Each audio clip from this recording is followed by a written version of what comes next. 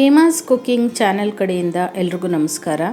ಇವತ್ತು ನಾನು ರುಬ್ಬದೇನೆ ಸಿಂಪಲ್ಲಾಗಿ ಮಾಡುವಂಥ ಒಂದು ಮೂಲಂಗಿ ಸಾಂಬಾರನ್ನ ಹೇಳ್ಕೊಡ್ತಾ ಇದ್ದೀನಿ. ಅದಕ್ಕೂ ಮುಂಚೆ ನೀವು ನನ್ನ ಚಾನೆಲ್ಗೆ ಹೊಸಬರಾಗಿದ್ದರೆ ದಯವಿಟ್ಟು ಸಬ್ಸ್ಕ್ರೈಬ್ ಮಾಡ್ಕೊಳ್ಳಿ. ಹಾಗೆ ಪಕ್ಕದಲ್ಲಿ ಕಾಣೋ ಬೆಲ್ನ ಕ್ಲಿಕ್ ಮಾಡಿದಾಗ ನಾನು ಯಾವುದೇ ಹೊಸ ವಿಡಿಯೋ ಅಪ್ಲೋಡ್ ಮಾಡಿದ್ರೂ ನಿಮಗೆ ನೋಟಿಫಿಕೇಷನ್ ಬರುತ್ತೆ. ಈ ವಿಡಿಯೋನ ಪೂರ್ತಿ ವಾಚ್ ಮಾಡಿ. ನಿಮಗೆ ಇಷ್ಟ ಆದರೆ ಒಂದು ಲೈಕ್ ಕೊಟ್ಟು ಕಮೆಂಟ್ ಮಾಡೋದನ್ನು ಕೂಡ ಮರಿಬೇಡಿ. ಬನ್ನಿ ಹಾಗಿದ್ರೆ ಇದನ್ನು ಮಾಡೋದು ಹೇಗೆ ಅಂತ ನೋಡೋಣ. ಇಲ್ಲಿ ನಾನು ಸುಮಾರು ಅರ್ಧ ಕಪ್ಪಷ್ಟು ತೊಗರಿಬೇಳೆನ ತೊಳೆದು ಒಂದು 10 ನಿಮಿಷ ಮುಂಚೆ ನೆನೆಸಿಟ್ಕೊಂಡಿದ್ದೀನಿ. ಈ ರೀತಿ ನೆನೆಸೋದ್ರಿಂದ ಕಾಳು ನಿಮಗೆ ಬೇಗ ಬೇಯುತ್ತೆ. ಈಗ ನೆಂದಿರೋಂಥ ತೊಗರಿಬೇಳೆನ ಒಂದು ಕುಕ್ಕರ್ಗೆ ಹಾಕ್ಕೋಬೇಕು. 2 ಟೊಮೆಟೊನ ಹೆಚ್ಚಿಬಿಟ್ಟು ಇದಕ್ಕೆ ಸೇರಿಸ್ಕೋಬೇಕು. ಹಾಗೆ ಅರ್ಧ ಸ್ಪೂನಷ್ಟು ಅರಿಶಿನ, 1 ಟೀ ಸ್ಪೂನಷ್ಟು ಎಣ್ಣೆ ಹಾಕ್ಕೋಬೇಕು. ಇದೆರಡು ಹಾಕೋದ್ರಿಂದ ಬೇಳೆ ನಿಮಗೆ ಬೇಗ ಮತ್ತು ಸಾಫ್ಟಾಗಿ ಚೆನ್ನಾಗಿ ಬೇಯುತ್ತೆ. ಈಗ ಇದಕ್ಕೆ ಅಂದರೆ ಈ ಬೇಳೆ ಮುಳುಗುವಷ್ಟು ಮಾತ್ರ ನೀರನ್ನು ಹಾಕ್ಕೋಬೇಕು, ತುಂಬ ಏನು ಬೇಡ. ಒಂದು ಅರ್ಧದಿಂದ 3/4 ಲೋಟದಷ್ಟು ನೀರು ಹಾಕ್ಕೊಂಡ್ರೆ ಸಾಕು. ಈಗ ಲಿಡ್ ಕ್ಲೋಸ್ ಮಾಡಿ 3 ರಿಂದ 4 ಕೂಗಷ್ಟು ಬೇಳೆನ ಬೇಯಿಸ್ಕೋಬೇಕಾಗತ್ತೆ. ಅಂದರೆ ಬೇಳೆ ಚೆನ್ನಾಗಿ ಬೆಂದಷ್ಟು ನಿಮಗೆ ಸಾರಿನ ಕನ್ಸಿಸ್ಟೆನ್ಸಿ ಚೆನ್ನಾಗಾಗತ್ತೆ. ಅಷ್ಟು ಹೊತ್ತಿಗೆ ಒಂದು ಸ್ವಲ್ಪ ಹುಣಸೆ ಹಣ್ಣನ್ನು ನೀರಿನಲ್ಲಿ ನೆನೆಸಿಟ್ಕೊಂಡು ಹಾಗೆ ಮೂಲಂಗಿನೆಲ್ಲ ಸಣ್ಣದಾಗೆ ಹೆಚ್ಚಿಟ್ಕೊಂಡು ಬಿಡೋಣ. ಇವೆಲ್ಲ ರೆಡಿ ಮಾಡಿ ಇಟ್ಕೊಂಡಿದ್ರೆ ಮೂಲಂಗಿ ಸಾಂಬಾರು ತುಂಬ ಬೇಗ ಮಾಡ್ಕೋಬೋದು. ಆದಷ್ಟು ಎಳೆ ಮೂಲಂಗಿ ತೊಗೊಂಡ್ರೆ ಒಳ್ಳೆಯದು. ಈಗ ಒಗ್ಗರಣೆ ಮಾಡ್ಕೋಬೇಕಾಗತ್ತೆ.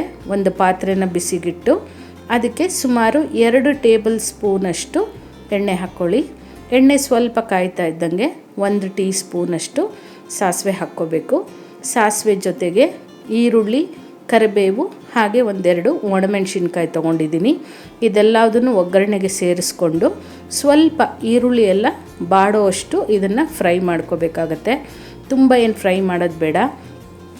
ಮತ್ತು ಈರುಳ್ಳಿ ನಿಮಗೆ ಬಾಯಿಗೆ ಸಿಗೋದು ಇಷ್ಟ ಇಲ್ಲ ಅಂದರೆ ಬೇಯೋದಕ್ಕೆ ಕೂಡ ಹಾಕ್ಕೋಬೋದು. ಇಲ್ಲ ಟೊಮೆಟೊನ ಕೂಡ ನೀವು ಬೇಳೆ ಜೊತೆಗೆ ಬೇಯಿಸದೇ ಇದ್ದರೂ ಕೂಡ ಈ ಹಂತದಲ್ಲಿ ಹೆಚ್ಚಿಬಿಟ್ಟು ಸೇರಿಸ್ಕೋಬೋದು. ಒಂದು ಅರ್ಧ ಸ್ಪೂನಷ್ಟು ಹಿಂಗೆ ಹಾಕಿದ್ರೆ ಆ ಸಾಂಬಾರಿನ ಘಮನೇ ಬೇರೆ ಅಲ್ವಾ. ಒಂದು ಅರ್ಧ ಸ್ಪೂನಷ್ಟು ಹಿಂಗನ್ನು ಸೇರಿಸ್ಕೊಳ್ಳಿ. ಈಗ ಈರುಳ್ಳಿ ಎಲ್ಲ ಸ್ವಲ್ಪ ಫ್ರೈ ಆಗ್ತಾ ಇದ್ದಂಗೆ ನಾವೇನು ಮೂಲಂಗಿ ಹೆಚ್ಚಿಟ್ಕೊಂಡಿದ್ವಿ ಅದನ್ನು ಇದಕ್ಕೆ ಜೊತೆಗೆ ಸೇರಿಸ್ಕೊಂಡು ಸ್ವಲ್ಪ ಇದನ್ನು ಫ್ರೈ ಮಾಡ್ಕೋಬೇಕಾಗತ್ತೆ. ಕೆಲವರು ಏನಂದರೆ ಬೇಳೆ ಜೊತೆಗೇ ಮೂಲಂಗಿನ ಹಾಕ್ಕೊಂಡು ಕೂಗಿಸ್ಕೊಂಡು ಬಿಡ್ತಾರೆ. ಆದರೆ ಬೇಳೆ ಜೊತೆಗೆ ಮೂಲಂಗಿ ಹಾಕಿದಾಗ ಯಾರಾದರೂ ಮನೆಗೆ ಬಂದಾಗ ತಕ್ಷಣ ಗೊತ್ತಾಗುತ್ತೆ ನಿಮ್ಮ ಮನೆಯಲ್ಲಿ ಮೂಲಂಗಿ ಸಾರು ಮಾಡ್ತಾಯಿದ್ದಾರೆ ಅಂತ. ಅದರ ಸ್ಮೆಲ್ಲೇ ಆ ರೀತಿ ಇರುತ್ತೆ. ಆದರೆ ಕೆಲವರಿಗೆ ಅದು ಇಷ್ಟ ಆಗೋದಿಲ್ಲ. ಹಾಗಾಗಿ ಎಷ್ಟೋ ಜನ ಆ ಸ್ಮೆಲ್ಲಿಂದನೇ ಮೂಲಂಗಿನ ತಿನ್ನೋದಿಲ್ಲ. ಆದರೆ ಈ ವಿಧಾನದಲ್ಲಿ ನೀವು ಸ್ವಲ್ಪ ಫ್ರೈಯನ್ನು ಮಾಡಿಬಿಟ್ಟು ಹಾಕ್ಕೊಂಡಾಗ ತುಂಬ ಟೇಸ್ಟಾಗಿರುತ್ತೆ. ಈಗ ನೋಡಿ ಅಷ್ಟೊತ್ತಿಗೆ ಬೇಳೆ ಕೂಡ ಚೆನ್ನಾಗಿ ಬೆಂದಿದೆ. ಇನ್ನೂ ಸ್ವಲ್ಪ ಬೇಳೆ ಅಂತ ಏನಾದರೂ ಅನಿಸಿದ್ರೆ ನಿಮಗೆ ಒಂದು ಸ್ಮ್ಯಾಶರ್ ಸಹಾಯದಿಂದ ಅಥವಾ ಸೌಟಿಂದ ಅದನ್ನು ಚೆನ್ನಾಗಿ ಸ್ಮ್ಯಾಶ್ ಮಾಡ್ಕೊಂಡು ಬಿಡ್ಬೋದು. ಈ ಮೂಲಂಗಿನ ಸ್ವಲ್ಪ ಅದು ಟ್ರಾನ್ಸ್ಪರೆಂಟ್ ಆಗುವಷ್ಟು ನೀವು ಫ್ರೈ ಮಾಡ್ಕೋಬೇಕಾಗತ್ತೆ. ಈ ರೀತಿ ಫ್ರೈ ಮಾಡೋದ್ರಿಂದ ಒಂದೇನೆಂದರೆ ಅದರಲ್ಲಿರೋ ವಾಸನೆ ನಿಮಗೆ ಕಮ್ಮಿ ಆಗುತ್ತೆ ಮತ್ತು ಸಾರು ಕೂಡ ನಿಮಗೆ ರುಚಿಯಾಗಿರುತ್ತೆ. ಹಾಗಾಗಿ ಮೂಲಂಗಿನ ಬೇಳೆ ಜೊತೆಗೆ ಬೇಯಿಸ್ಕೊಳ್ದೆ ಈ ರೀತಿ ಒಗ್ಗರಣೆನಲ್ಲಿ ಫ್ರೈ ಮಾಡಿ ನೋಡಿ, ಟೇಸ್ಟೇ ಡಿಫ್ರೆಂಟ್ ಆಗಿರುತ್ತೆ ನಿಮಗೆ. ಇದೇ ರೀತಿ ನಾನು ಸುಮಾರು ಸಾಂಬಾರ್ ರೆಸಿಪಿಗಳನ್ನ ತೋರಿಸಿದ್ದೀನಿ. ಈ ವಿಡಿಯೋ ಎಂಡ್ ಸ್ಕ್ರೀನ್ನಲ್ಲಿ ಅದರ ಪ್ಲೇಲಿಸ್ಟ್ನ ಹಾಕಿರ್ತೀನಿ, ಒಂದು ಸರಿ ಚೆಕ್ ಮಾಡ್ಕೊಳ್ಳಿ. ಈಗ ಇದೆಲ್ಲ ಫ್ರೈ ಆಗಿದ್ದಾಗಿದೆ. ಇದಕ್ಕೆ 2 ಟೇಬಲ್ ಸ್ಪೂನಷ್ಟು ಸಾಂಬಾರ್ ಪೌಡರ್ನ ಹಾಕ್ಕೋಬೇಕು. ಈ ಸಾಂಬಾರ್ ಪೌಡರ್ದು ರೆಸಿಪಿನ ನಾನು ಈಗಾಗಲೇ ಅಪ್ಲೋಡ್ ಮಾಡಿದ್ದೀನಿ. ಅದನ್ನು ಕೂಡ ಈ ವಿಡಿಯೋ ಎಂಡ್ ಸ್ಕ್ರೀನಲ್ಲಿ ಹಾಕಿರ್ತೀನಿ, ಹಾಗೆ ಡಿಸ್ಕ್ರಿಪ್ಷನ್ ಬಾಕ್ಸಲ್ಲೂ ಕೂಡ ಹಾಕಿರ್ತೀನಿ. ಒಂದು ಸರಿ ಚೆಕ್ ಮಾಡ್ಕೊಳ್ಳಿ. ಇಲ್ಲ ಅಂದರೂ ಕೂಡ ನಿಮ್ಮ ಮನೆಯಲ್ಲಿ ರೆಗ್ಯುಲರಾಗಿ ಯಾವ ಸಾಂಬಾರ್ ಪೌಡರ್ ಉಪಯೋಗಿಸ್ತೀರಾ ಅದನ್ನು ಕೂಡ ಇದಕ್ಕೆ ಹಾಕ್ಕೋಬೋದು. ಈಗ ಸಾಂಬಾರ್ ಪೌಡರ್ನ ಹಾಕ್ಕೊಂಡು ಒಂದು 2 ನಿಮಿಷ ಇದನ್ನು ಫ್ರೈ ಮಾಡ್ಕೋಬೇಕು. ಗ್ಯಾಸು ಆದಷ್ಟು ಲೋ ಫ್ಲೇಮ್ನಲ್ಲಿರಲಿ, ಇಲ್ಲ ಅಂದರೆ ಪುಡಿ ಹಾಕಿರೋದ್ರಿಂದ ತಳ ಹತ್ತೋ ಚಾನ್ಸಸ್ ಇರುತ್ತೆ. ಈಗ ಇದಕ್ಕೆ ನಾವೇನು ಹುಣಸೆ ಹಣ್ಣಿನ ರಸ ತೆಗೆದಿಟ್ಕೊಂಡಿದ್ವಿ ಅದನ್ನು ಸೇರಿಸ್ಕೋಬೇಕಾಗತ್ತೆ.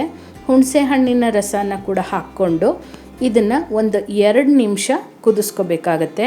ಈ ಹಸಿ ವಾಸನೆ ಎಲ್ಲ ಹೋಗಬೇಕು. ಹುಣಸೆ ಹಣ್ಣು ಮತ್ತು ನಾವು ಸಾರಿನ ಪುಡಿ ಎಲ್ಲ ಹಾಕಿದ್ದೀವಲ್ಲ ಅದರಲ್ಲಿರೋ ಅಂಥ ಹಸಿ ವಾಸನೆ ಎಲ್ಲ ಹೋಗಿ ಸ್ವಲ್ಪ ಎಣ್ಣೆ ಬಿಡುತ್ತೆ. ಅಲ್ಲಿವರೆಗೂ ಇದನ್ನು ಫ್ರೈ ಮಾಡ್ಕೋಬೇಕಾಗತ್ತೆ. ಆಗ ನಿಮಗೆ ಸಾಂಬಾರಲ್ಲಿ ಯಾವುದೇ ರೀತಿಯಾದಂಥ ಒಂದು ಈ ಅರ್ಧ ಬೆಂದಿರೋ ಸಾಂಬಾರಲ್ಲಿ ಒಂದು ರೀತಿ ಕಾರ್ಚ್ ಅಂತ ಹೇಳ್ತಾರೆ, ಆ ರೀತಿ ಟೇಸ್ಟ್ ಇರಲ್ಲ. ಈಗ ನೋಡಿ ಒಂದು 2 ನಿಮಿಷ ಇದನ್ನು ಫ್ರೈ ಮಾಡ್ಕೊಂಡಿದ್ದಾಗಿದೆ. ಈಗ ಇದಕ್ಕೆ ನಾವೇನು ಬೇಳೆ ಬೇಯಿಸಿಟ್ಕೊಂಡಿದ್ವಿ ಅದನ್ನು ಸೇರಿಸ್ಕೋಬೇಕಾಗತ್ತೆ.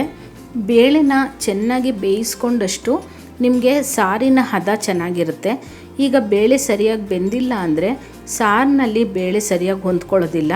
ಹಾಗಾಗಿ ಬೇಳೆ ಬೇಯಿಸ್ಕೊಳ್ಳುವಾಗಲೇ ನಾವು ಸುಮಾರು ಒಂದು 3ರಿಂದ 4 ವಿಷಲಷ್ಟು ಕೂಗಿಸ್ಕೊಂಡು ಚೆನ್ನಾಗಿ ಬೇಯಿಸ್ಕೊಂಡು ಬಿಡಬೇಕು. ನಂತರ ಕೂಡ ಸ್ವಲ್ಪ ಸ್ಮ್ಯಾಶ್ ಮಾಡಿಕೊಂಡು ಹಾಕ್ಕೊಂಡಾಗ ನಾವಿಲ್ಲಿ ಏನನ್ನು ರುಬ್ಬದೆ ಹಾಕೋದ್ರಿಂದ ಬೇಳೆನೇ ಮೇಯ್ನ್ ಆಗಿರೋದ್ರಿಂದ ನಾವು ಬೇಳೆನ ಚೆನ್ನಾಗಿ ಸ್ಮ್ಯಾಶ್ ಮಾಡಿ ಹಾಕಿದಾಗ ಅದೇ ನಿಮಗೆ ಸಾರು ಗಟ್ಟಿ ಬಂದುಬಿಡುತ್ತೆ. ಎಕ್ಸ್ಟ್ರಾ ರುಬ್ಬಿ ಎಲ್ಲ ಹಾಕೋ ಅವಶ್ಯಕತೆ ಇರಲ್ಲ. ಈಗ ನೀವು ಕನ್ಸಿಸ್ಟೆನ್ಸಿನ ನೋಡ್ಕೊಳ್ಳಿ, ನಿಮಗೆ ಯಾವ ಹದದಲ್ಲಿ ಸಾರು ಬೇಕು ಅನ್ನೋದನ್ನು ನೋಡಿಕೊಂಡು ಅದ್ರ ತಕ್ಕನಾಗೆ ನೀರನ್ನು ಹಾಕ್ಕೊಂಡು ಇದನ್ನು ಒಂದು 5ರಿಂದ 10 ನಿಮಿಷ ಆದರೂ ಚೆನ್ನಾಗಿ ಕುದಿಸ್ಕೋಬೇಕಾಗತ್ತೆ. ಅದಕ್ಕೂ ಮುಂಚೆ ರುಚಿಗೆ ತಕ್ಕಷ್ಟು ಉಪ್ಪು ಹಾಗೆ ಒಂದು ಅರ್ಧ ಸ್ಪೂನಷ್ಟು ಬೆಲ್ಲನ ಹಾಕ್ಕೋಬೇಕು.